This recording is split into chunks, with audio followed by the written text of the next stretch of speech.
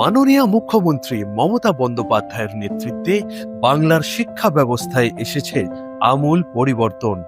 কন্যাশ্রী প্রকল্পে প্রায় 1 কোটি মেয়েরা শিক্ষা লাভের জন্য পাচ্ছে আর্থিক সহায়তা। এই প্রতিশ্রুতির বাস্তবায়নে খরচ হয়েছে 16,554 কোটি টাকা। সবুজ সাথী প্রকল্পে 1.44 কোটিরও বেশি ছাত্রছাত্রী সাইকেল পেয়েছে। ফলে রাজ্য জুড়ে শিক্ষা হচ্ছে আরো সহজলভ্য। বাংলা অর্জন করেছে এক ঐতিহাসিক সাফল্য। 2023 সাল থেকে প্রাথমিক ও উচ্চ প্রাথমিক স্তরে স্কুল ছুটের হার একেবারে শূন্য। তরুণের স্বপ্ন প্রকল্পে একাদশ ও দ্বাদশ শ্রেণীর 53 লক্ষ ছাত্রছাত্রী স্মার্টফোন ও ট্যাব কিনতে পারছে।